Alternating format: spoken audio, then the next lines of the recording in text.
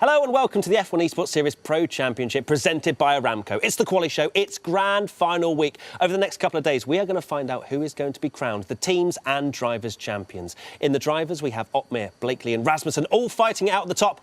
And in the teams, we have Mercedes versus Red Bull. Who's going to come out on top? You'll have to wait for the next 3 races over the next 2 days. Now, let me introduce you to my 2 guests on the sofa. Of course, it's Mr. Nick Hamilton and Alex Jakes coming straight from the top of the show. Yeah. First of all, Alex, how are you? Well, first of all, I'm delighted to be here. And second of all, from the top of the show, what's going on? Running orders, they've gone out the window. But it's brilliant to be here, and we're in for something special, aren't we, at the grand final? Yeah, we've decorated the show just for Christmas, of course. Nick, how are you feeling, mate? You looking forward to this? It's a showdown in both the teams and drivers. Yeah, indeed. What an amazing scenario we have, Matt. I don't think we could have guessed this was going to happen. But yeah, I'm really grateful to be here and to be sitting next to Alex and yourself, Matt. I thought you were going to leave me out of there. Thank you. Sure. So, of course, it is so finely poised, Alex. We've had such an amazing season so far. And I think the main thing is we haven't really got someone that's been consistently at the top and run away with it. Yeah. And that means the next 3 races could be anyone's. It's arrive and drive well, and you might take home one of these magnificent trophies. So that's the fantastic thing about it. Yeah, I think we've had a front runner in other championships, drive with the target on the back all the way through. This one has felt a lot more even, and it's been much better, I think, as a result. Absolutely. Let's take a look at the driver standings and see how they match up with 3 rounds to go. And it's Jarno Opmeer ahead by only 5 points. And then 3 further back is Freddie Rasmussen. Then we've got a bit of a chasm down towards Danny Moreno in P4. And, of course, Barry Burmand, one of the drivers of the season, of course, a rookie in that McLaren Shadow car and has just been consistently performing. Marcel Kiefer may look back at this season as a bit of a downer, but he's got 3 races to pick that up and win it for Red Bull. Now let's take a look at the team standings, as we've seen the top 10 of the drivers.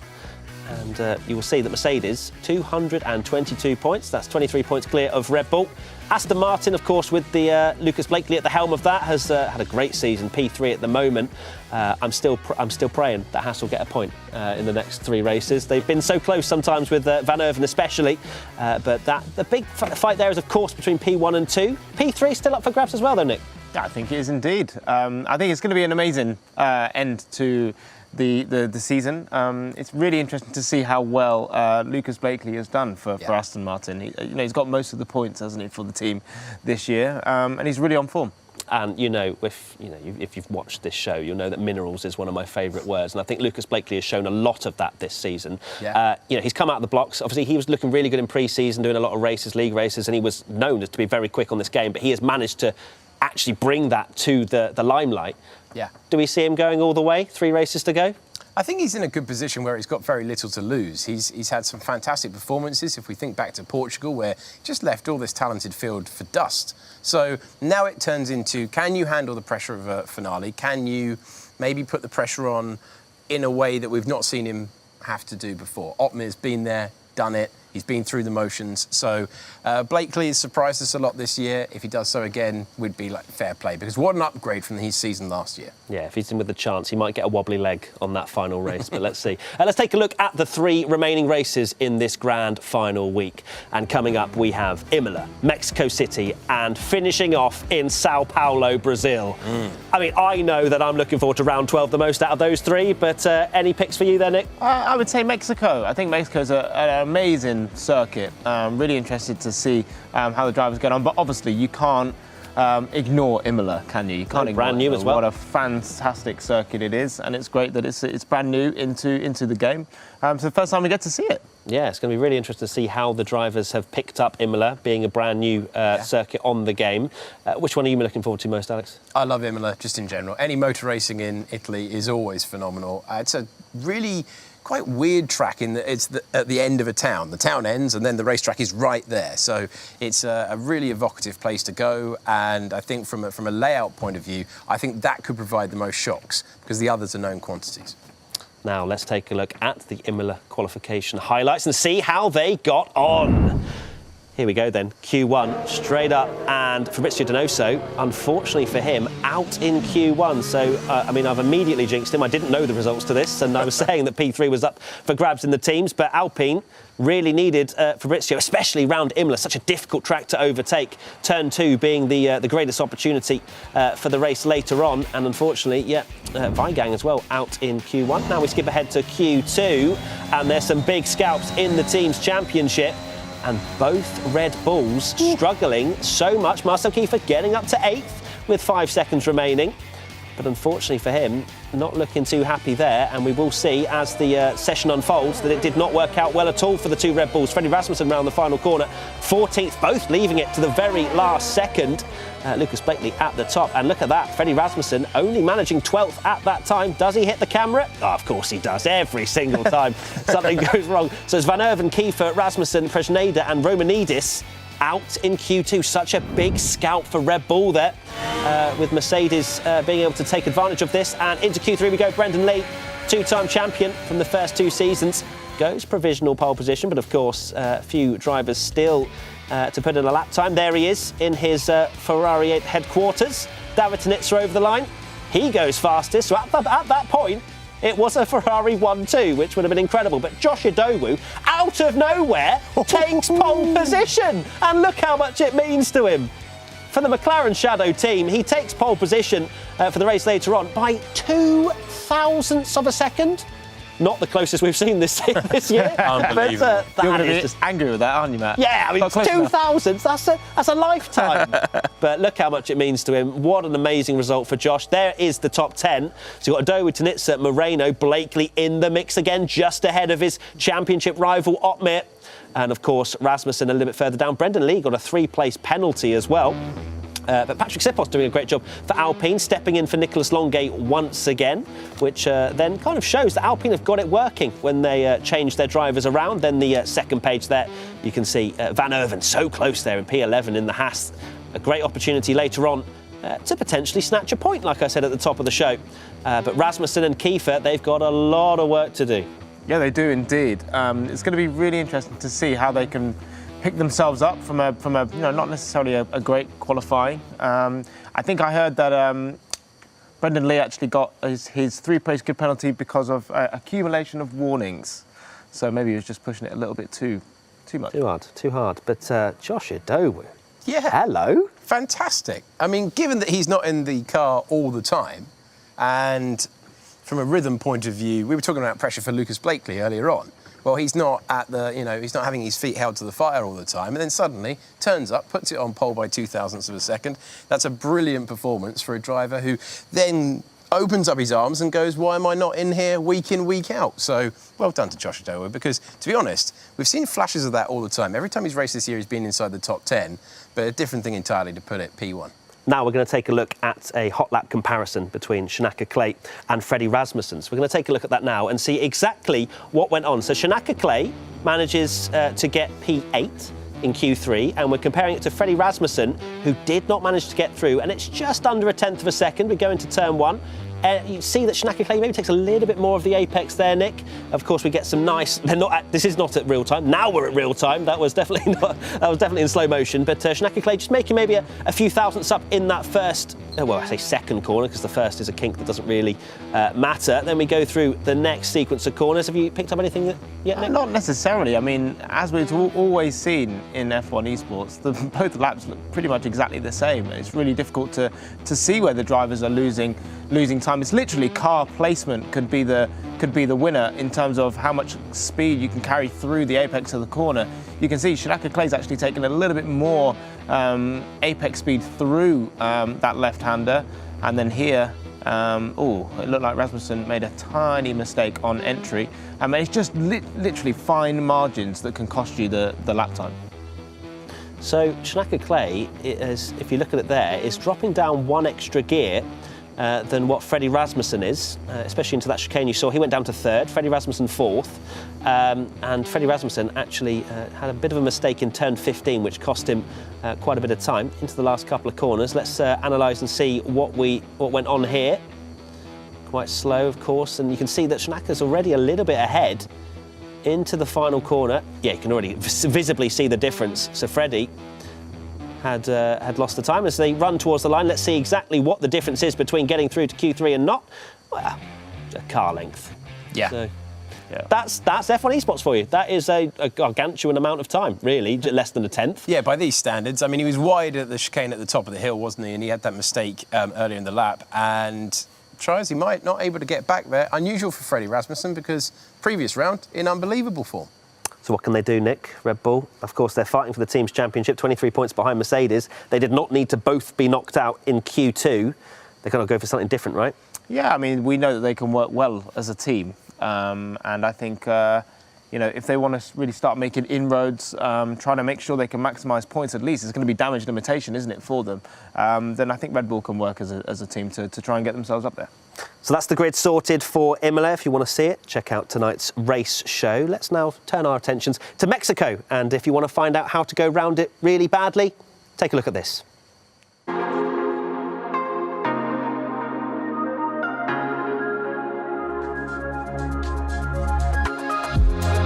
Right, you join me in the Alfa Romeo at the Mexican Grand Prix circuit. A very, very long straight awaits you as you start the lap.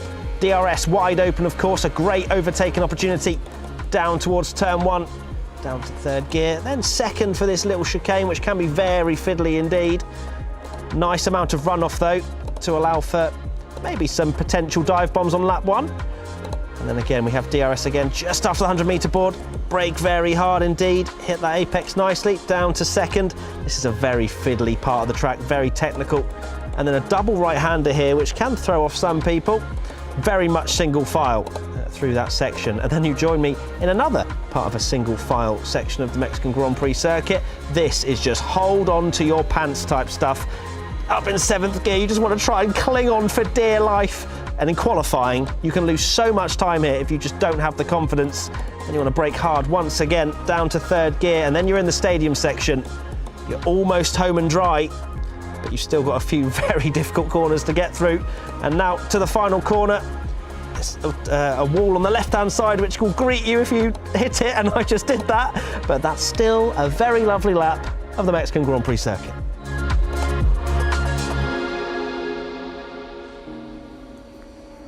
Okay, let's take a look at the drivers' lineup then for this Mexican Grand Prix qualifying. And, well, you can see Nicholas Longate back in the Alpine once again. Apart from that, not seeing too many differences. Alex, did you have any thoughts of that particular track guide? I've been told I liked your comment. Yeah, I liked your Bottas impression round the final corner. That was good.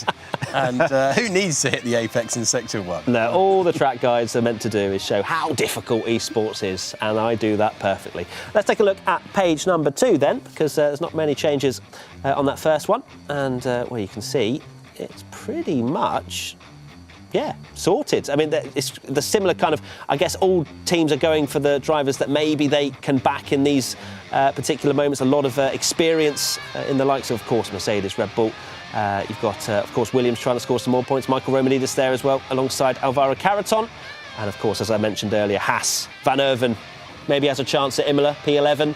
I'm praying for them because Tom isn't on the seats right now. I'm trying to, you know, do the Haas backing right now. Yeah, this is where Tom Deacon would normally just say, oh, I'm a fan of Haas. I love Haas. I'm all about Haas. And then that would take about a minute off the quali show, wouldn't it? And then, unfortunately, they have not yet scored a point, but maybe they can turn the corner. And also, Danny Perez, mate, had a difficult time of it a couple of rounds back, so hopefully he can take a step forward and we can see the form that he's shown in previous seasons. Yeah, fingers crossed. Danny Beresne, any thoughts going forward for this final week for him? Yeah, I feel bad. Obviously, he's not in it, is he, for Mexico?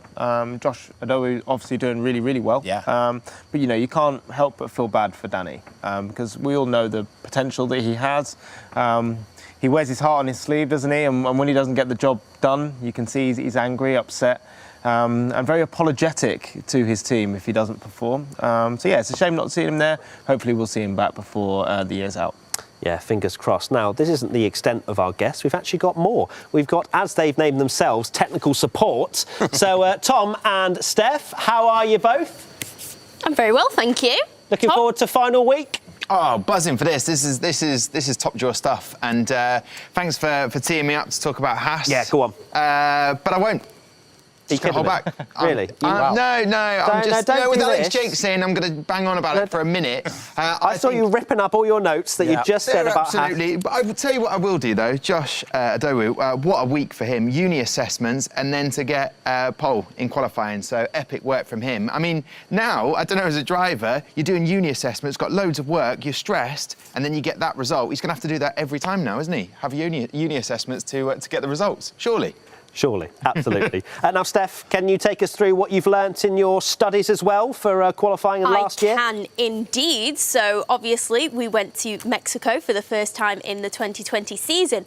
Very, very exciting. So, this is only the second race we've had at Mexico. Freddie Rasmussen on pole again. Not really very surprising, is it? I mean, I feel like this is very much a story that we've had throughout the entire season, that Freddie Rasmussen is on pole, and I'm sure we'll get into it in our front of the grid forecast challenge, but I'm sure it's very likely that he'll be popping up in some of our top 4 predictions. So yes, that was just the end of the pole lap from Freddie Rasmussen there. Big names, Jarno Opmeer again, P2, very, very close between the two of them, and they're both in the hunt for the title right now. So it's going to be kicking off. I'm very excited to see what this qualifying session is going to bring. We've got Marcel Kiefer on the board there. Lots of big names. What can they do today? What can they do? Well, we will find out. I guess looking at that 2020 qualification, 0.8 of a second separating the top 10, I can pretty much guarantee everything, that will not be the case for this year. Every single driver has taken a step forward, and if I see 8 tenths, I'm going to be very upset. Yeah, this just really shows, doesn't it, how the championship has really progressed in terms of it being so close. Because what was it in Imola? We had, I think, 3 drivers separated by 7 thousandths of a second. So yeah, it really shows how strong the championship is becoming. Yeah, and it's great, isn't it, for F1 Esports as a whole, seeing that every single year we are seeing closer and closer gaps. I don't know what we'll do in 5 years' time when they're all doing exactly the same times. Yeah, but we're going to need another decimal point. Aren't we? We're going to need a new metric to measure things in F1 Esports. Yeah, we said at the top of the show, didn't we, how things have closed in this year, how it's massively competitive. I think it's brilliant that you've got effectively third drivers coming in and taking pole positions and going, actually, I'm not a third driver. I should be, next year I should be here all the time. So everyone is stepping up. There's no real tracks that are favouring other people, and the champion we're going to get eventually is going to be the most consistent, up against ferocious competition all season long. Now, as a racing driver, Nick, you've been in heated positions. It's not just about the talent itself, it's about the mindset. And I think that's something that we have seen this year, is the mindset from some of the drivers. Maybe that's helped a little bit with the fact that they're doing it from home rather than the studio with all the lights on them. But how would you prepare for something like that, where, you're in such an intense scenario where you have to perform every single lap, and especially in qualifying when we have 3 occasions, Q1, Q2, Q3, where you have to perform at the absolute top level? Yeah, I think momentum is absolutely everything in any type of sport. Once you feel like, or you've almost proven to yourself that you can achieve it or you can do it, it almost feels like you can do it in your sleep. It gets easier and easier and easier and easier. So consistency becomes easier. You can see from Lucas Blakely, he said last time out that he hasn't even done anything different, and all of a sudden he's now at the front of the grid fighting for a world title. But because he's got so much confidence, I think he's finding it easier. Just like I said, in terms of mentality. So the fact they're at home as well, they're in a position where they're comfortable, and I think being in a comfortable place helps you both physically and mentally. So. You've got a new rig as well, haven't you, at home? How much is comfort for lap time, Nick? Yeah, I love it. I can't wait to get back on it. I've done a few laps on my home rig. I'm really enjoying it, and hopefully we'll get to do some racing with you, Matt, maybe. Fingers crossed. Yeah. We are just waiting for quality to get underway. I know there's a little bit of fluffing going on. You'd never be able to tell. Absolutely not. It's coming. We're pros. It's coming. Right, I'm going to send you the next question, Go on. Alex. Mexico. Yes. Let's set the scene. Where's the time won and lost? Ooh, the time won and lost. It's one of those middle sector, tight technical part of the racetrack.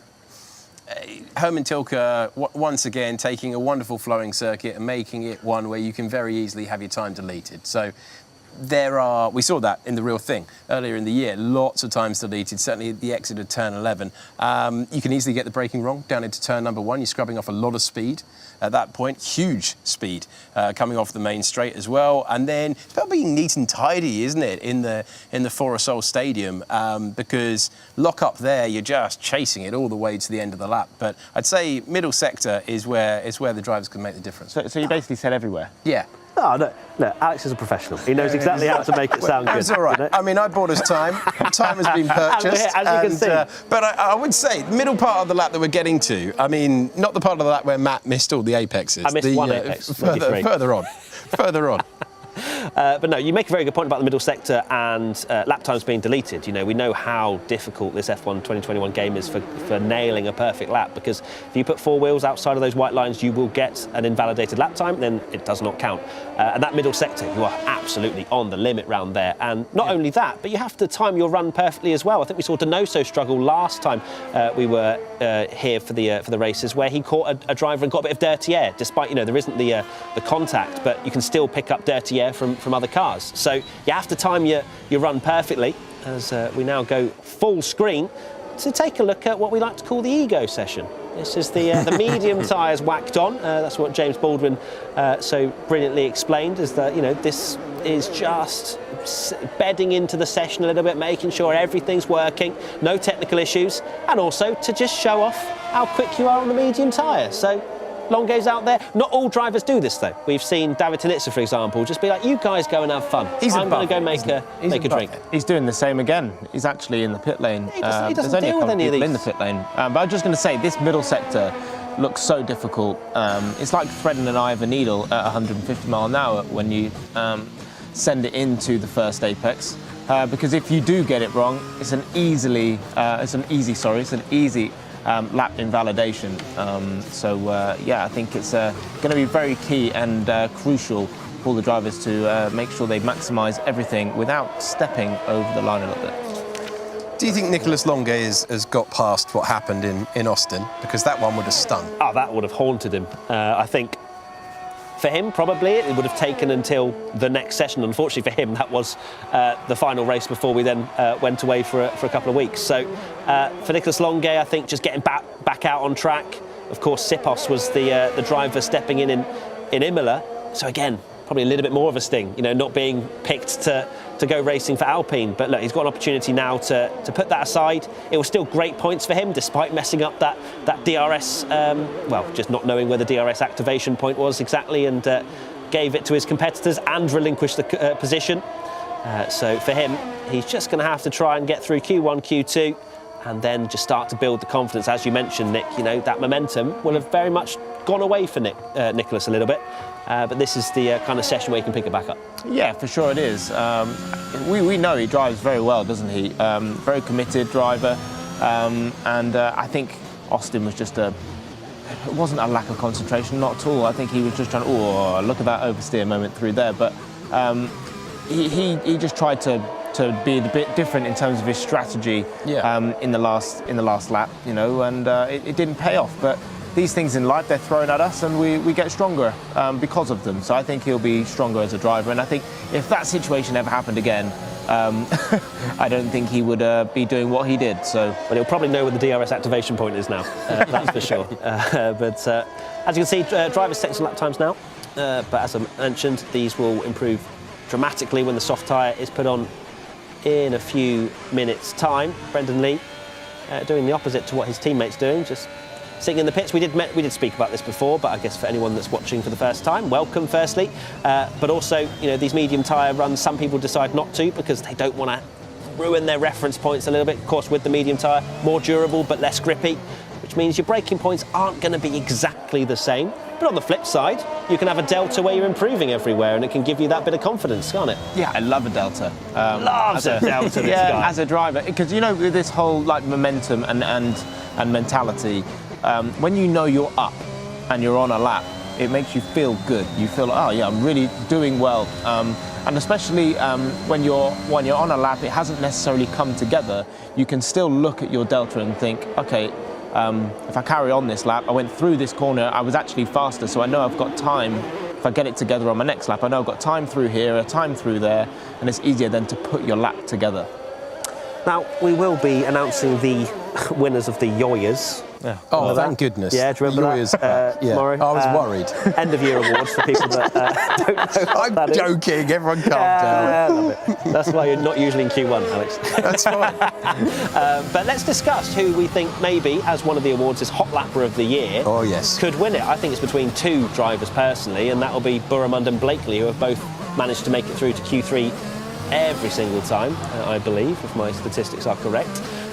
Which is an incredible achievement, and to show that only two drivers have done it shows how difficult qualifying is this year. Yeah, I mean, you can literally be, as we've seen in the past, you can be P1 at one race and literally P nowhere in the next race. So that's why I like to say it. But yeah, it just shows how consistent both Lucas and Barry have been. #back Barry. Oh, you're bringing it back? Straight in. Cool. Straight in. Not messing about with this one. Also, just want to have a shout out to Brendan Lee, who was on my stream the other day and said that he's going to continue growing his moustache. Interesting Tash news there. Tash news. Yeah, Tash news. You can tell it's Q1. We're just going to talk about that. That's fine. Absolutely. What do you make of Brendan Lee's moustache, Matt? I think it's his personal preference. Yeah. And if he enjoys it, he enjoys it. And if he's going to continue growing it, fair play. I remember Joni Tormler actually said that he was going to continue growing his facial hair until he won. But I'm pretty sure he's shaved since, because that was about a year and a half ago. That's not very nice, Matt. Well, I mean, I'm literally just stating facts. Come on. Not a nice positive show. A vet. I'm really glad you two are here. Who do you think's got a better qualifying average between Mr. Blakely and Mr. Burramund? I think Burman. I think Burman. You're absolutely right. Yeah. That's why you guys are at the top of the show every time. Yeah. What is the difference? It is 3.7, average starting place of 3.7 for Barry Burman and 4.4 for Lucas Blakely. That's crazy to think that Barry 3.7, and That's yet fantastic. you kind of think maybe he should have more points than what he's on. This is what I was thinking when he was 5th in the championship. I was like, I don't think that's a true reflection of his performance this year. You know, he's had a good number of poles. You know, you can, but it's not necessarily gone his way, has it? In the races, you could see what happened at Monza. Wasn't he on pole in Monza, looking like he was going to win the race, and then all of a sudden he was on the wrong strategy and bang, you know, down into the top 5. So, yeah, I mean, I'm not surprised. Barry's done a fantastic job, I'd say. You best believe he's not making it into Q3 after all of this talk. You better believe the commentator's curse is real. It'd be horrendous for him. that, you know, to have made it all year long as well, great consistency, and as Lucas Blakely's shown, it can be maybe a little bit more experience, but it can be the foundation of a championship campaign. Potentially, possibly. Oh, Hashtag hype. I like that. Yeah, Hype. hype. I'm bringing it back. We're bringing it back. It's fine. So we've got 9 minutes 24 to go, and Alvaro Carreton, one of the first drivers on to the soft tyres. So this is where Alex Jakes makes his money. It's great to have him on board in Q1. That means I have to do less talking. Tom, what's your thoughts going into qualifying? Of course, we're back in Haas. I was doing that whole flying the Haas flag with Van Erven P11 for later on at Imola. Yeah, I watched you wave the flag. Very interesting technique. Thank you. The whip back and forth. I think it's interesting. You're talking about Barry and, of course, Lucas Blakely. Jarno Otmar, interestingly, when you look at that stat, the 8th is the average position for Jarno Otmar. 2 pole positions, Monza and Spielberg, Austria. But I just think we've seen a little bit of consistency go from certain teams. Someone like Marcel Kiefer's been fascinating. Compare that to last year. Steph mentioned him earlier in Mexico. He was maybe 4th in position going into that race. So to see that drop-off has been quite remarkable. So I'm hoping there's a turnaround in our grand final for someone like Marcel. Yeah, and actually, just picking up on what you were saying about Otmar, that he's got a much lower qualifying average than Blakely and Boromand, but he's also one of the only drivers to have scored points in every single race, along with the former 2. So what does that really tell you about his race pace? Like, that's when he makes his money. That's when it counts, really, and he's probably reaping the rewards. He's standing at the top of the championship right now, so. You know, points don't come in qualifying. Yeah. Listen, Matt, if you want more stuff detailed like that, we are the tech support. We're over here on the main desk by the Christmas tree. By the way, are these presents real or not? I've been wondering. I don't know. I think I might get Alex to open one. But anyway, Alvaro Carreton in this middle sector. We're going to see the first representative lap time. Remember, we've got screens to take a look at if you want to have a look at the timings, both of you guys. Let's take a look and see what Carreton is up to. I just want to almost take the mick out of you a little bit, Matt, because it's only Q1. Yeah. But Alvaro Carreton at the first sector here, going through turn 1 and 2. In your track guide, you're in 2nd gear. Alvaro is in 4th. But that's just a different driving style. Right. They haven't adapted to what I'm doing yet. Okay. Yeah. Like, I'm just so used to, back in the day when it was 2nd gear. Now it's 4th. You know what? I never said I was, prolific at this sort of stuff. And I also said at the track guide that that's exactly what it was a rubbish lap. So, look, just showing how difficult it is for F1 Esports. Barry Burman over the timing line, and it is 13.6. Hey, Matt. Not sure what happened. It's been a long season. Yes, Tom. Say first the worst, second the best. I think second is the best sometimes, Brilliant. Thanks, tech support. You're welcome. Alex, it's 6 minutes and 40 to go. Let's see if you can talk. Yeah, let's give it a go, shall we? Josh Adair having a great day so far. He's up to what was 4th, is now 5th. Joni Tourmala, we mentioned his facial hair, he's P1 for the time being. So that he hasn't got the tash anymore, has he? So maybe that's the way to go for Joni Tourmala. Joni Tourmala, curious sort of driver. Because you won't see him for a couple of races, and then suddenly he's the guy to beat at this stage of qualifying. There is the championship leader in P2. Then there's Boromand, there's David Nitzer, Marcel Kiefer having that sort of 7th place kind of run-in to the season so far. That's where he's slotted in for the time being. Freddie Rasmussen That wasn't his qualifying session earlier on. We showed you that. He's moved up to 4th. We are on board with Danny Moreno, one of our race winners this year, and he's made his way to P2 at the moment. He's looking over their shoulder. At the moment, it's Lucas Blakely, but don't expect that to remain the same. Lucas Blakely goes into 5th position. So, Vigang, Presneda, and Van Irvin down there now. And, okay, interesting order that we've got with 5.5 minutes to go. But everyone just looking over their shoulder, you have to say. Once again, very, very tight. Compared to the graphic that we saw earlier with the qualifying session last year, very, very tight. Yannick Tourmalet, you'd have to say, the surprise leader at this stage. Yeah, he can stick himself in the pits and have a cup of coffee, I think, that, because, he's the only driver just about into the 0.5s. The rest of them, almost a tenth or more back on Yanni. So that's a great lap from him. And we've seen him struggle to get out Q1 a few times, but this one will not be that, I assume. Of course, we will get a bit of track evolution. The track will get quicker towards the end of the session, but you have to say that is a great lap time from Tourmalet. It sets him up very nicely for the next couple of sessions. And he is the DHL fastest lap leader right now as well, as Yanni Tourmalet. So he's got the pace, and this is the time to really bring it out. There's Lucas Blakely, P5, as we've seen. He'll be coming into the pits to change his set of tyres. Who is under pressure? We've got Josh Adowu, who was on pole position for the previous race, is now down in 13th. So he's going to have to get another lap time out there. 0.8 is definitely not going to be safe. You've got Marcel Kiefer again down in P11. That's not where he's going to want to be in that Red Bull. Both Mercedes, though, looking very strongly. Yeah, and also I just wanted to say is that Daniele Haddad doing a great job up there in P8, I would say. Really, really well done. And Nicolas Longuet and himself have got exactly the same time on a 13.737. So it's going to be interesting to see what the track evolution actually does. And personally, I'd like to see Daniele Haddad out of Q1. Weren't you saying before the show that he wants to spend more time racing with you? And he does. Yeah, there you go. That's the reason. He also popped into my stream the other day and he said how amazing I was, and that he would love to run a couple of laps with me. And why not? It'd be amazing. Surprisingly, you wanted to get out of Q1. No, I don't see the correlation. No, but what I'm saying is I think Daniele Haddad hasn't had the easiest of seasons, but it's great to see him up there doing the potential that we know that he's got. Steph, you love an analysis of qualifying. What have we seen so far in your eyes with 3 minutes and 15 to go? Well, lo and behold, we need to get rid of a few drivers because this prediction that you think it's going to be less than 8 tenths, it's not coming true right now. I mean, we've got is it a second and a half between... Oh, I mean, Tomei, Job, Presneda, they've clearly... So we'll have to see in Q2. That's when we'll really see what the numbers are. That's when we'll get the number crunch. Yeah, I'd imagine Presneda, Job and Tomei have yet to set a representative lap time. That should be their medium time, if anything. So there is Presneda on the softs. Of course, if you do mess up a time, you're straight back in the pits and have another go. We've already mentioned how difficult this track is to nail.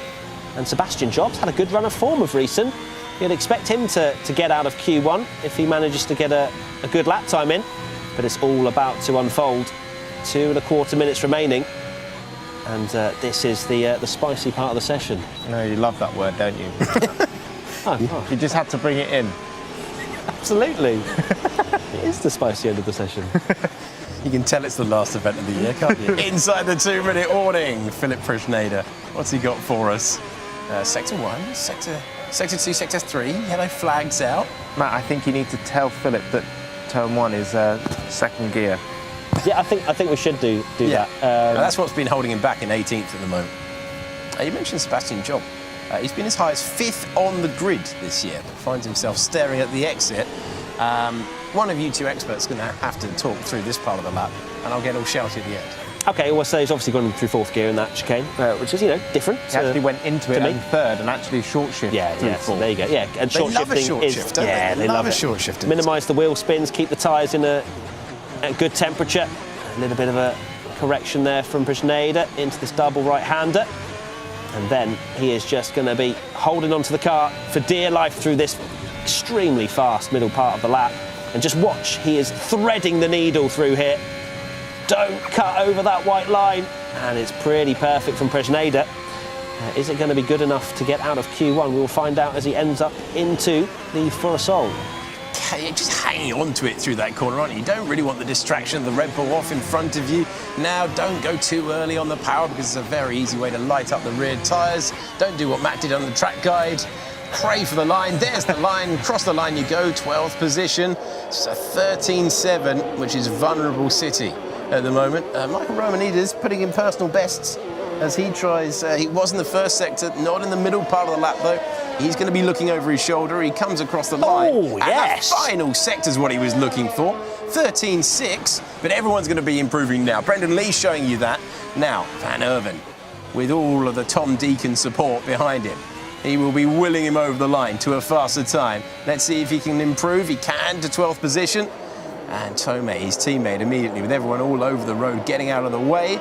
So let's see. We are about to tick down. The checkered flag is about to come out. 5, 4, 3, 2, and 1. Over the line goes Tomei, and it's not worked out for him. So we switch to Sebastian Job. Simon Weigang out in 19th position as well. Josh Adowo has dropped into the elimination zone as well. Sebastian Job with the slowest time at the moment. A little bit of a correction as he comes out of the corner. Let's see the time across the board. Up to 11th. And Josh Adowo, at front of the field before, front of the field when it matters now. Gets himself out of danger. Beautiful. P1 before, P1 again. And it looks Kiefer's like... on the cusp actually here. He is. He is. Is Donoso out there improving? No, he's not. So Donoso's actually out. Kiefer on the cusp, but nobody is improving. And Marcel Kiefer just about scrapes through, but it's Presneda, Donoso, Caraton, Tomei and Weigang. Your bottom five is Danny Moreno, 13.4. That's a stonking lap time from the Mercedes driver. But Josh Adowo, welcome to the season. Yeah, he is stepping forward at the end. Well, maybe he should take exams every week if it's working out this well. Because maybe it's just a distraction of that being his main priority and he's just, letting all the talent flow because at the moment he's finding form that we've never seen before. Let's talk about Marcel Kiefer very quickly. Of course, just about manages to get through and out of Q1.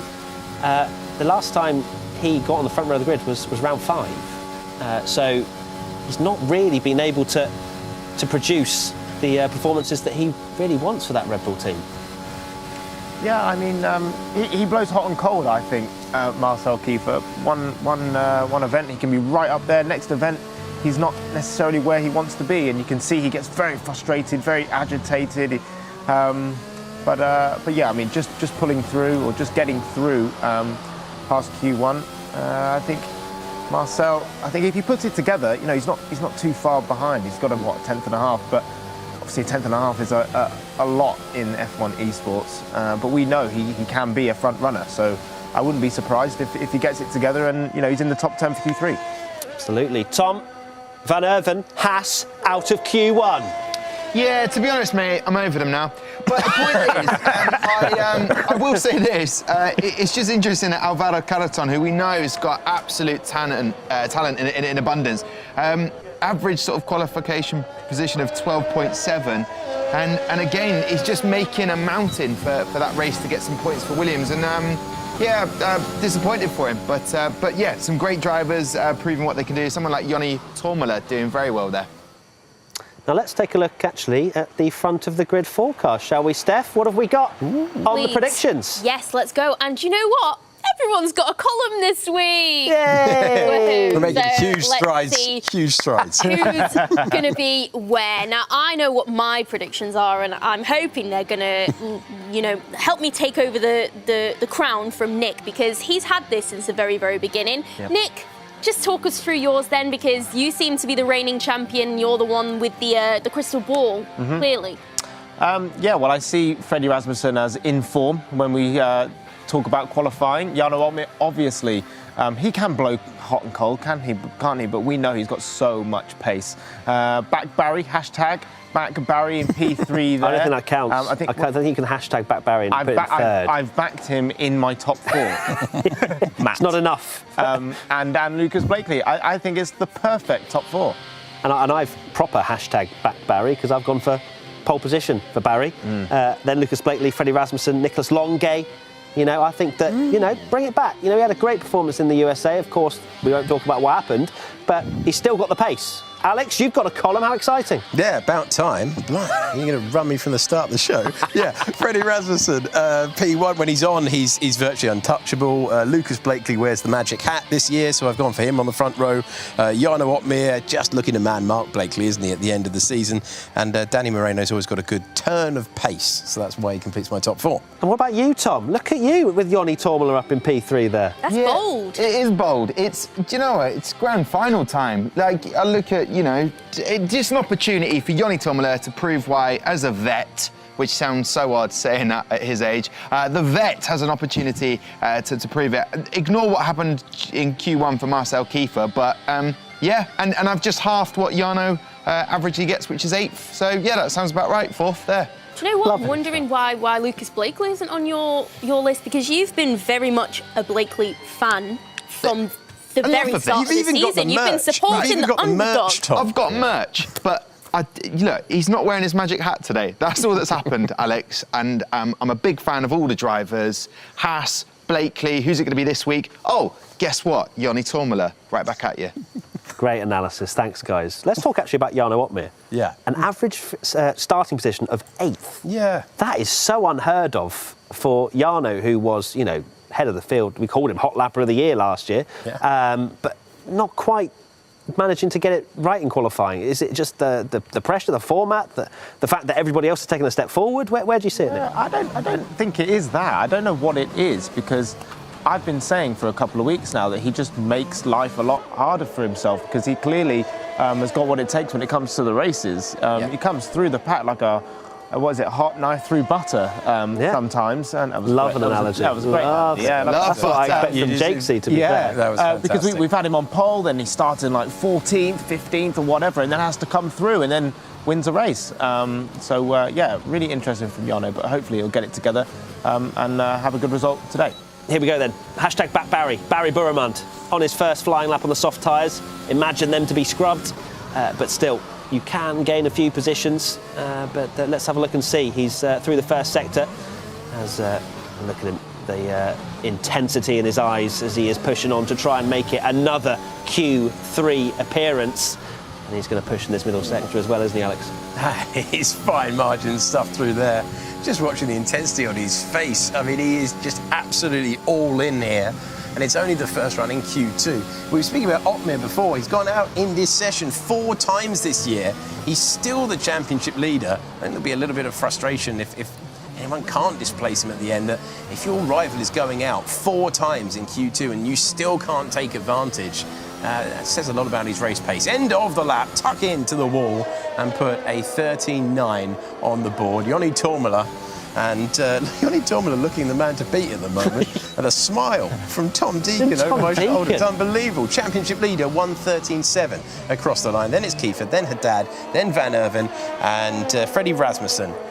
Tipped by some very intelligent people to be fastest by the end of this qualifying hour. Finds himself in 3rd position as we get the opening runs, and Josh will look for better than that with a 1:14.1. Yeah, Mystic Deacon, but remember, Joni Tormula would have had an extra set of soft tyres because of the amazing lap time he put in for his first run in Q1. So let's see, I wonder if he's used it there or if he'll continue to use it maybe a little bit later on in the session or into Q3.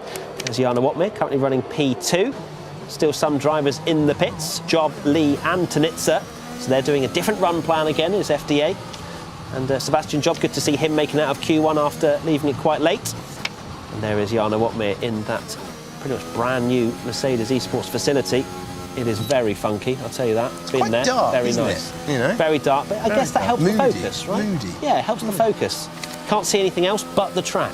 Yeah, I had a friend of mine actually who went to the Esports facility of Mercedes. Yeah, it was me. So, yeah. No, well, you're not on my Christmas card list just yet. I was going to say, he said friend. But it's not me. It's the season of goodwill. He was blown away, and there was people in the facility analysing the race before. He couldn't believe it. Couldn't believe how much work was going into the championship this year and how professionally they take it. Yeah, with the telemetry, everything that you don't see behind the scenes of analysing exactly where it all went right or wrong. Yep. Which is great to see. There's Danny Moreno, P3. So right now, Mercedes again looking quite strong, but we should see those times tumble as we get into the latter stages of Q2. Of course, we saw a point, what was it, 0.3, 0.4 at the end of Q1. So we will see those kind of times once again when the fresh set of softs are put on the cars. But as you can see, almost half the field haven't bothered going out, which is pretty mad. Yeah, I mean, if it's a scrub set of softs, maybe they don't feel Just don't like bother. they need to. Yeah, just whatever. They've already warmed up. There's clearly quite a big shot at it. pace differential between a scrubbed set and a new set round here. Despite it being quite a short lap, Yeah. we're seeing nearly half a second being lost. So I guess some of the drivers think there's absolutely no point in doing that. Yeah, maybe. And I think potentially that means that tyre degradation could be a real big factor when we come to the race here. You know, if there's such a big drop-off between a new set and a scrubbed set, or a used set, let's say, I think race strategy will really come into play with tyre deg. Yeah, and how you drive as well. Because, of course, it's not as if the tyres have a set amount of laps and then they fall off. It's the way you drive, your driving style. Are you being a bit aggressive on traction and spinning the rear tyres up and building those tyre temperatures just a little bit too much? They're constantly looking at their tyre temperatures, making sure in the perfect window. The outlap as well is crucial for getting them in the optimum range. As we can see Brendan Lee preparing his soft tyres. And Alex, why don't you take us around a lap with Brendan Lee, the two-time champ? Oh, go on then. So Brendan Lee about to absolutely punch it. One of the fastest straights of the year. It's a long time to get down there. They're all about the exit from this corner because you'll take the benefit all the way through. The letterbox opens, one of the most important DRS zones of the entire season. How brave is he feeling as he stands on the brakes? Let's find out as he swings it in. Okay, it's neat, it's tidy. Is it quite as fast as he'd want through there? Maybe a little bit tentative. Hard to tell from the trackside camera. As we go on board, we're going to punch it up to 8th gear, throw it in. Look at how late he's braking there. And he clips it, but is he chasing it a little bit? Felt like he was at that point. Lining it up nicely. Got to keep all 4 wheels within the white lines. Brendan Lee, always a picture of concentration every single time. Jake, so you're great. You know, just with your eyes, you've seen that he lost a bit of time. He's a 10.5 down on his teammate Tanitsa through that first sector. Yeah, Tanitsa is usually on the one lap, seems to have a little bit more confidence to push earlier on. Let's see, by the time we get to it, that first sector, he was chasing it a little bit, wasn't he? And you can, sometimes that shows up when you get to the lock-up period here. He was a little bit wide coming in and a little bit of understeer in the car, you'd have to say. And compared to everyone else, is it that obvious? No, but that correction, that sort of correction coming out of the corner is when we get the amazing margins at the end. Tanitsa comes over the line, beats him by hundredths of a second. But Sebastian Job up there, great lap from him, but it shows you how much they're going to take the step forward. So a little bit few too many alterations on the steering wheel for Brendan Lee. Sebastian Job's ahead of him, David Tanitsa's ahead of him, and we've got the big hitters still to come. Big hitters today, I should say, because of course I'm talking about 2 previous champions. Name on the trophy, all of a foot away. Amazing stuff. Marcel over the line, a 13.5 for him, so he goes fastest. Uraman getting squirrely on the exit curb there, and he goes only 5th fastest, does Barry. Yarno over the line now goes fastest with a 13.4. These are the kind of times we're expecting now. Freddie to the line in the Red Bull. Where does he go? P3. So right now it's Kiefer Rasmussen, 2nd and 3rd. That'll do nicely. Lucas Blakely now round the final corner. He needs to get very much in the mix if he wants to win this driver's title. P5. That'll leave him a little bit tentative into the final run. Josh Idowu, only 6th fastest. I say only, that's probably a good result for him if we hadn't seen Imola. Yes, no, quite right. Danny Moreno now making his way through this section that always worries the drivers about track limits, and he's sending it into the Forosol with plenty of company in front of him. Not what I'd want turning in. Let's see how much of the road he's taking. Looks gathered together as he makes his way through, Nick. Yeah, he looks very, very calm, to be fair, in terms of his driving style. Could be interesting to see what he does here on terms of exit. It looks really, really solid. Hugs the inside line and P3. It's really interesting, actually, when you look at the sector times, that there are clear differences in setup with these drivers. You've got some drivers that are very quick, doing 28 zeros in the first sector. Moreno, 3rd fastest, only does a 0.2 in that first sector, which would lean towards maybe a little bit more downforce, because in the middle sector, fastest of anybody, and in the last sector, 8,000 slower than the fastest we've seen there. So Mercedes deciding it's a little bit better to take advantage in the 2nd and 3rd sectors. Yeah, maybe thinking about that tyre wear as well, as maybe thinking long-term going in to the race. So Otmir and Moreno, look at that, best lap separated by 0.08 of a second at this stage. In the drop zone, our old friend Johnny Tormela and Van Erven. It's like a Tom Deacon festival in 11th and 12th. And then Haddad, Romanidis and Longuet, who hasn't put a time on the board. And I need Longuet to put a time on the board for my top 4 predictions. So clearly Longuet... What does the winner of the predictions get, by the way? Don't know. Okay. Bragging A Yoya. rights. Bragging Bragging rights. I got a Yoya prize. I'm going to need more than that. A what? A Yoya. A Yoya prize. A Yoya? Yeah. An end-of-year award for the best prediction person. Maybe. Yeah. We'll see. That would be Yeah, good. interesting Depends you if I- suggested this in the lead of said award. I would have gone for something It's all much adding up better now. than It's all adding up. So 3 minutes 56 to go. And yeah, Longuet clearly pushing a little bit too hard on his first flying lap. You'd imagine this is where usually the drivers will try and set some sort of banker. But Longuet's left it all to do with only 1 run remaining. Yeah, we haven't been on board with Longuet, so we don't know if he's made a mistake or he just decided not to go out, which would be very, very rare. I think by the sectors it looked like he did go out, but... It might be invalidation, no? I think it must be because his time on here is a 1:13.5, and that is... we'd put him 4th if it had he put it in. Tech support, you're shaking your head, Tom. What's wrong? Just disappointed for Nicolas Longuet. Something that's been bothering me, which is a bigger talking point. At what point did Alpine decide, Nicolas, you're not going to get the Drivers' Championship this year? Did it happen? And then bring in Sipos? Just a curious question to discuss. At what point does the team go, look, we're 4th at the moment, we're chasing Aston Martin, let's try and get as many points on the board? Because we've seen it in F1 Esports before, pull you out the Drivers' Championship and focus on the Team Championship. Or does it happen? It's an interesting question. I mean, of course, the money is decided in the teams, so the teams will always put their strongest foot forward, whether that's sharing the resource, as we've mentioned, and clearly it's worked with Alpine, with Sipos coming in, because he's been very good when he has had the moment. But it has an effect on Nicolas Longuet, though. That's the only downside to it. What I would say on that point is, why didn't McLaren make that decision earlier? Because Danny Berezne has not been performing, and I know you guys are all on the Danny Berezne hype train, and I'm sorry to burst your bubble, but he's not been performing. And look at what Josh has been doing. I didn't want to bring this up yet, but I'm going to drop this stat, and hopefully I haven't just jinxed him. But every single time he's been brought into the team and brought in to race, he's made it to Q3. Now, unfortunately, he hasn't converted that into points yet, but neither has Danny Berezne, and he's been getting knocked out in Q1. So I reckon McLaren should definitely have given Josh a chance much earlier than the grand finale and the final 3 races. Shots fired. Yeah, I mean, Wow. She hasn't held back, has she? Clearly not This the Danny quality Berezne. show has turned into a war zone. And but I I, guess- for one, am desperate to get inside the 2-minute warning. Yeah, yeah. Before we start the lap times, I guess it's interesting. That is an interesting point because Danny Berezne has not performed anywhere near what we expect from him. Yeah. But in practice, he's got the reputation. You would understand why they Yeah. would start with Danny Berezne because he's got wins and podiums on the board for season after season after season. But as Steph says, Josh Stewart, man in form. exactly. He's got the reputation. He's got the experience. He may be good in practice, but he hasn't been good in the races. Right. 1 minute 16 to go. Michael Romanidis, very much in the drop zone. P14 has not set a representative lap time just yet. A 1:18 is nowhere near the pace he wants as he now heads towards the first sector. Look to the top right and you'll see how much he is up on his previous lap, but I imagine it's going to be quite gargantuan if he ends up finishing this lap time. 2/10 up on his first sector as Lucas Blakely gets out of the way, a bit squirrely on the exit there as well. Seems like the driver's just struggling on exit, just like I was in the track guide. Now into the middle sector, Alex. Oh, indeed. You just see he's slightly hesitant. They're just waiting for the car to come to him compared to, say, when we went on board with Danny Moreno, where in this part of the lap, it's absolutely on rails.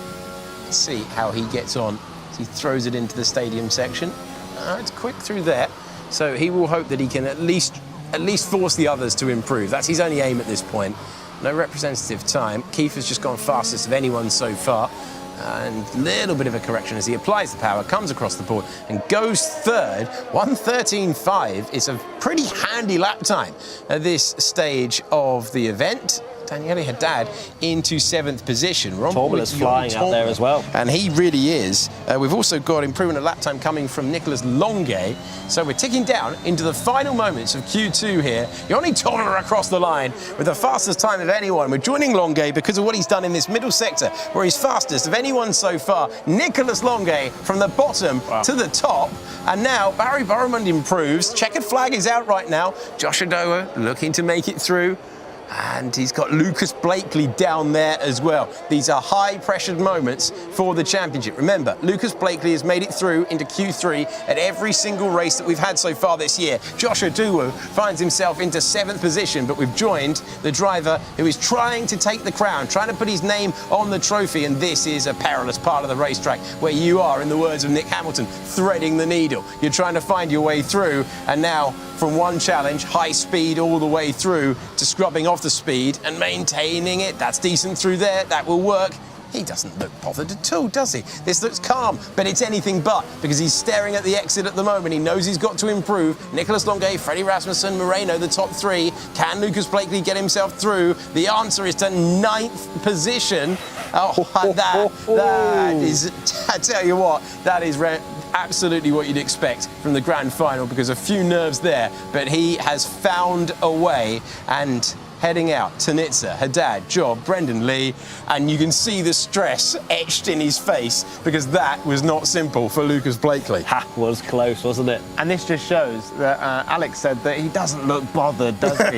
But clearly inside, he was stressing out about that lap. And luckily, he put it together. So good job from Lucas Blakely. And these are the moments you look back on at the end of the season. If Lucas drops out in Q2 for the first time at such a crucial stage of the year, maybe that'll be a part where he'd look back, and if he doesn't win the championship, it might have been a mistake. But through to Q3, gets another opportunity to get higher up the grid. You've got Jana Wattmer in 7th. But right now, Nicolas Longuet has come out of nowhere with a 13.3. Rasmussen did a 0.3 as well. But it's so interesting to see that Rasmussen was a 1/10.5 quicker than Longuet in the first sector, but then just loses all the rest of it in the latter stages of the lap. So we could see some overtaking in the race if they all go for very different strategies. Yeah, indeed. I think what's really interesting is for Nicolas Longuet to have the issues that he did in his first run for Q2.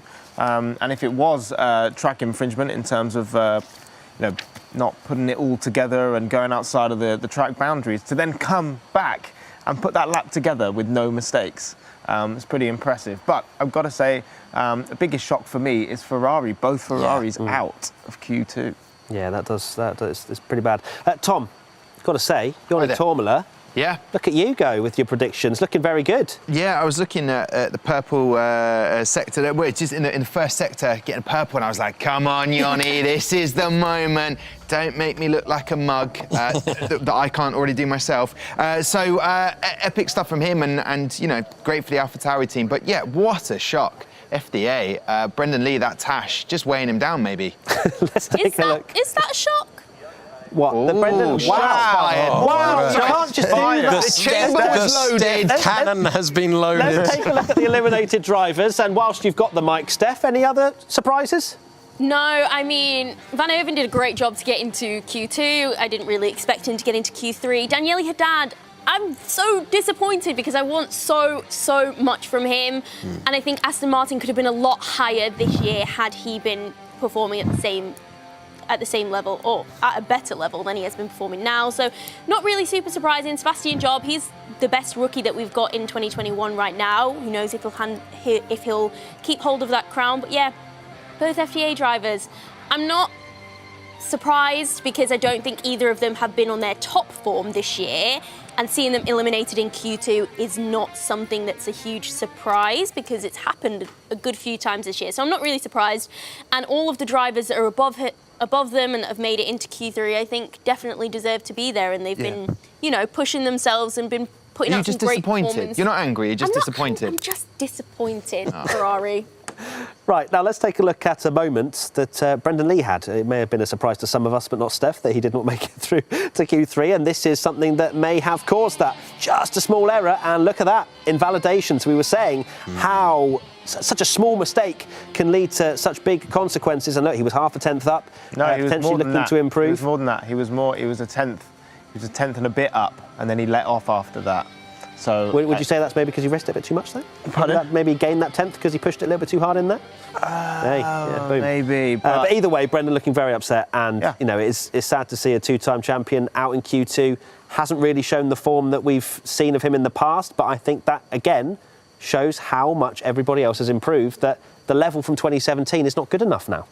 Yeah, he's had the fight taken to him, hasn't he? Just looking at his average, we're loving an average qualifying. Yeah, position. bring out. Well, it's the end of the season. Bring out a stat, 10.6. So I think it is fair to say that Q2 is not, him going out in Q2 is not a huge shock there. I think the frustration for him is that the part of the racetrack where it's been invalidated, that is one where do you need to take those risks through there?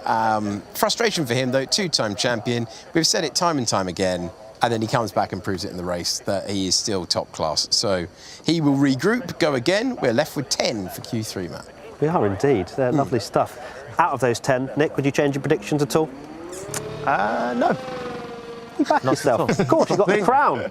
You got the crown, mate. At the moment, I can't even remember what the scores are right now. Nicholas Longe is impressing me at the moment, but I think anyone literally can take P1 here from Longe to Rasmussen to Otmir. Honestly, Go on, name them all. But all of them are so they're so on point at the moment, and literally, 2,000 per second could change it all. Go on. Oh, thank you. Please. I was going to say that it is your show. Oh no, we're so polite. I was going to say that Lucas Blakely may be looking a little bit like on the back foot as we mentioned in Q2. This is such an important qualifying session for him to really stake his claim. With we've already had one qualifying session at Imola. We've now got this one and then one final one at Brazil. He needs to get in the mix, has to be ahead of Jarno Otmir. That's going to be the key. But then Freddie Rasmussen looking the best out of all three of them. And he's only 8 points back. So Yeah. it's all to play for. Yeah, Freddie Rasmussen has played the team game a lot.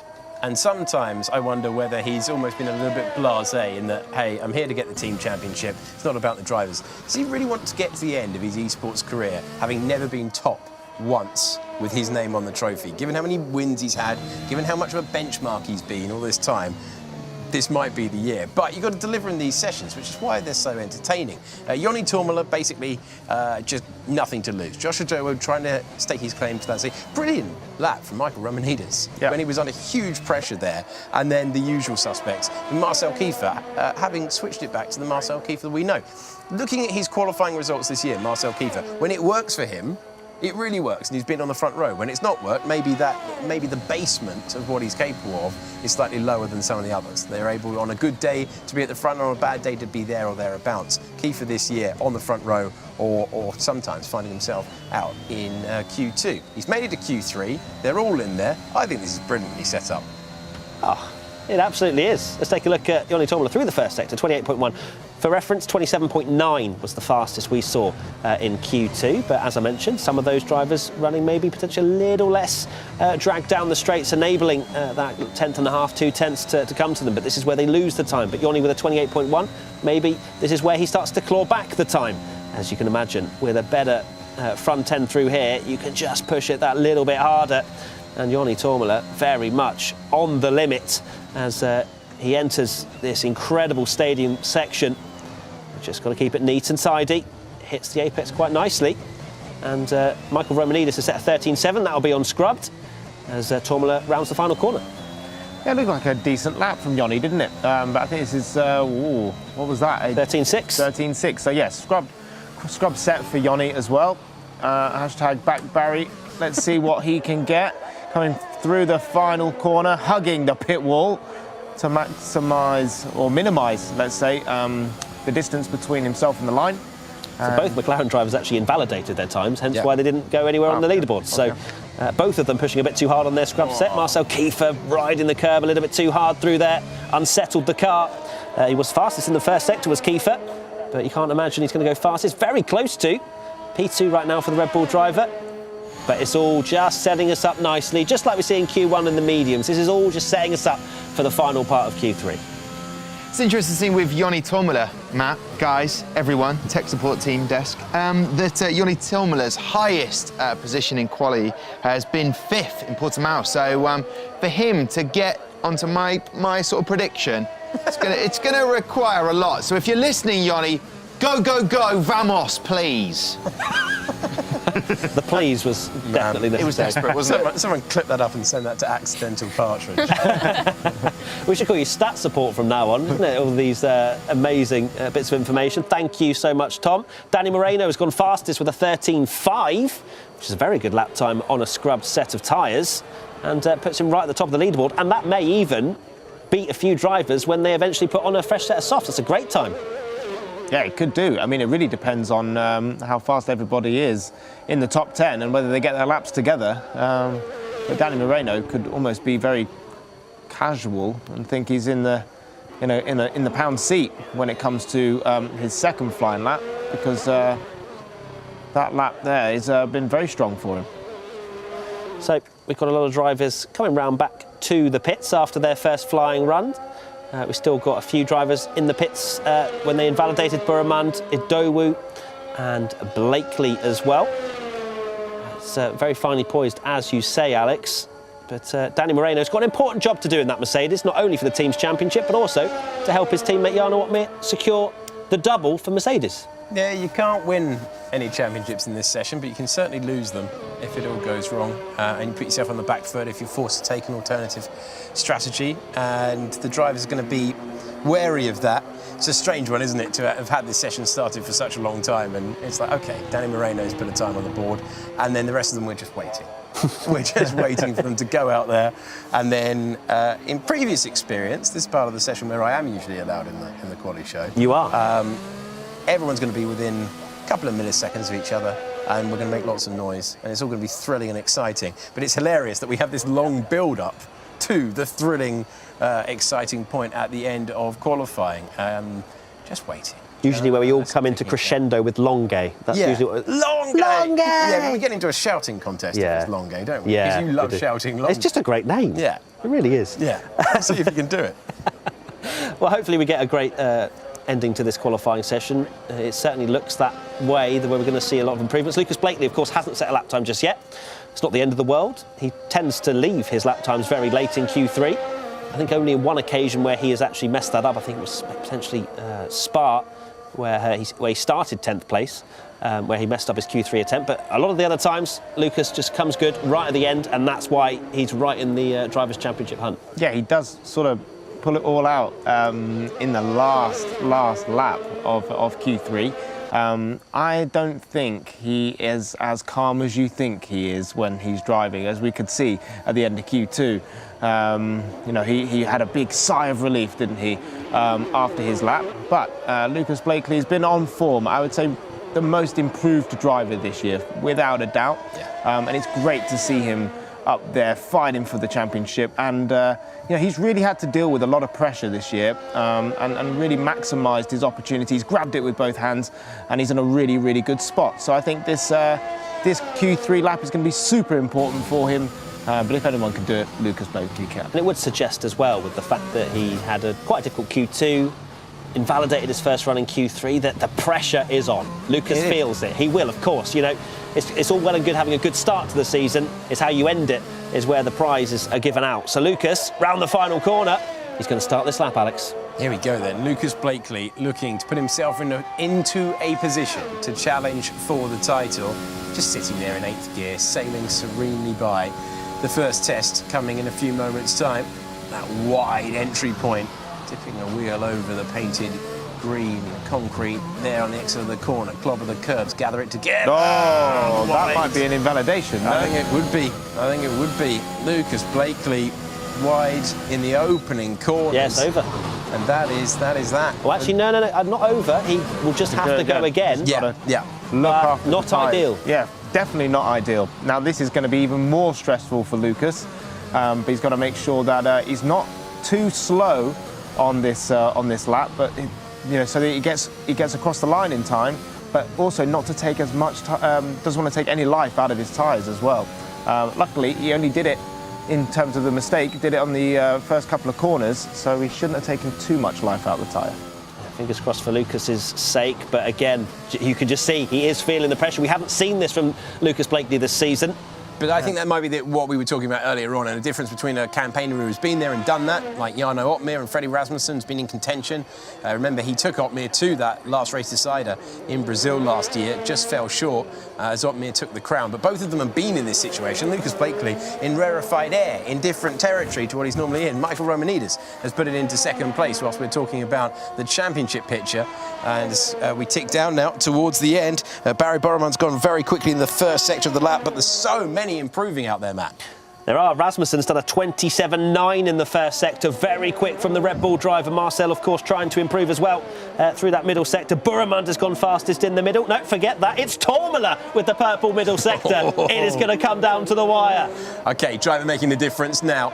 Here we go, ticking off penultimate race of the year. Marcel Kiefer with the fastest time. Can he keep it? No, he can't. It's Barry Boremand, on average, the best qualifier of the year. Comes over the line with the fastest time for the moment. Tormala's invalidated. Yannick Tormala's pushed it too far. Yannick Tormala's pushed it beyond track limits. Nicolas Longuet is second. He doesn't get the full volume. He's only second at the moment. Over the line goes Jarno Opmeer, and the championship leader is P2. Freddie Rasmussen trying to hunt him down. Freddie Rasmussen with the fastest time on the board. Josh Adowo makes it into 6th position. And here is the time across the board for Lucas Blakely, who puts it into 7th position, and he was on the back foot from the start there, having invalidated his lap. Freddie Rasmussen, though, when it matters, when it counts, hold on, wait for Michael Romanidis, who comes across the line, and Michael Romanidis cannot beat Freddie Rasmussen. It's Freddie Rasmussen who puts it at the front of the field here in Mexico. Wow, wow, wow. There you go then, Freddie Rasmussen. Quite a big gap in the end, 0.07 of a second ahead of Barry Boremand, then Jarno Opmeer. That's a great result for the championship leader, ahead of Nicolas Longuet P4, Marcel Kiefer 5th, Josh Adowo. A great qualifying from him once again for McLaren. Lucas Blakely down in 7th. Danny Moreno was looking so good. He had such a mega middle sector and was looking like he could definitely challenge Rasmussen for pole, but must have messed up that final part of the lap. Then, of course, you have Romanidis and Tormala, unfortunately for him, invalidating. I think I saw a 0.3 come up as he came over the line as well for him. It was. But a warning, that's all it takes. That's the difference between potentially starting on the front row of the grid and then starting 10th. Yeah, he would have. It was good enough for P3. Yeah, that's what I was just about to say. That would have put him P3, which would have been a hell of a performance for him. Which Tom would have got your prediction right. It would have done as well. Are you OK, my friend? Kiss of death, Tom Deacon. Tom is on the struggle bus. I do feel like he'll need a moment. Yeah. He's not OK. It's like the quality shows of last year when we just used to rinse him. We haven't seen these strops, have we, really? No, So I've missed them. I for one as have well. missed them. Feel sorry for Yannick Tormala, though, because that would have been his best result of the season so far by putting it in that position. Freddie Rasmussen, when the pressure's on, Well, we've cool been as saying, you like. he wants to be the top of the driver's title once. He also obviously wants to secure the team's championship. Red Bull have to do a lot in these last 3 races to beat Mercedes, but I mean, what a stake of the claim there from Freddie Rasmussen. And you know, he's at the front of the field. It's a long run down to turn 1. It's not exactly a given, That's true. And a hard braking zone. But you want to be starting on pole. Yeah, this is going to be interesting because it's such a long run down into turn 1. Would it be better to be P2 potentially and get that slipstream? Yeah. Boremann's going to be in a good position to make a lunge into turn 1 if he gets a good launch off the line. But the next thing is what? Tyre strategy is going to be super important. Who's going to be on soft, who's going to be on mediums, and it's those soft runners that I think will get a good launch off the line. But tyre deg looks super, super high. Yeah, it does. Right, Steph, how did we do in the predictions? I'm not sure. Let's get the graphic back up if we can. Can we do that? I know that Matt and I both had Longuet in 4th, and that is spot on. So good job to us. It looks like Nick is again extending the lead with Rasmussen. So wait, so Alex has got a point. I've got 1 point. Nick's got 1 point. Looks like Alex actually got 2 points because he got Opmeer in 3rd as well. My so word. Alex has come right in Deary with me. some Look at great you and your predictions. smug face. Can you believe it? Can I just state that I got Boremand and Opmeer around the wrong way? That doesn't count for anything. No, but I'm just saying Well, that remove the clearly crown. That's not the it's game. good, though. Get the crown off that Quite graphic. good. And Tom, Freddie as well for you?